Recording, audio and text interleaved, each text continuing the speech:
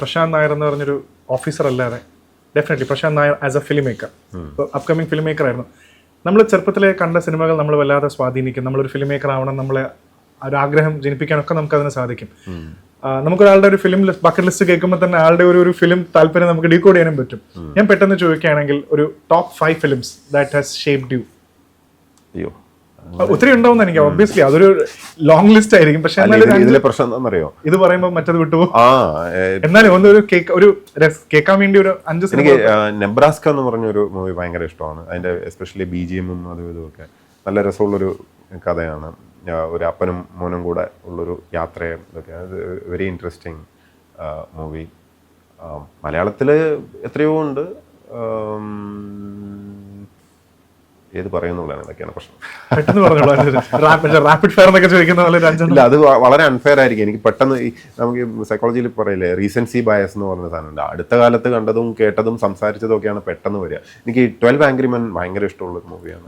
കാരണം അതിനകത്ത് സ്പേസും ഇതെല്ലാം കൺസ്ട്രെയിൻ ആണ്. ആകെ 12 ഈ ക്യാരക്ടേഴ്സും ഉണ്ട്. ലൊക്കേഷൻ ഷിഫ്റ്റ് ഇല്ല, ഒന്നുമില്ല. പക്ഷേ ആ മൂവി ത്രൂ ഔട്ട് നിങ്ങളെ പിടിച്ചിരുത്തും അവിടെ. ഇത്രയും എൻഗ്രോസ്ഡ് ആയിട്ട് വയ്ക്കുന്നത്. It's A beautiful movie. അങ്ങനെ അങ്ങനെ അങ്ങനെ കുറേ ഉണ്ട്.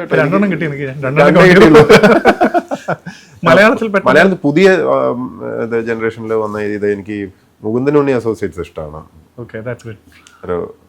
ഒരു വിയേർഡ് ആണെന്ന് തോന്നാവുന്ന പക്ഷേ രസകരമായിട്ടുള്ള ഒരു മൂവിയാണത്. പണ്ട് ചൈൽഡ്ഹുഡ് ടൈമിലൊക്കെ ഒരു ഫിലിം മേക്കർ ആവണമെന്നൊക്കെ നമ്മൾ ഷേപ്പിംഗ് ടൈമിൽ ഉണ്ടായിരുന്ന സിനിമകൾ പിന്നെയും ചെയ്തിട്ടുള്ള, പിന്നെയും സമയം കിട്ടുമ്പോൾ അല്ല ഒരു മൂവി എന്നുള്ള അതിലോട്ട് തിരിയാൻ ഒരു പക്ഷേ ആദ്യം തോന്നിയത് ഒരു കമേഴ്ഷ്യൽ മൂവിയാണ് റോജ.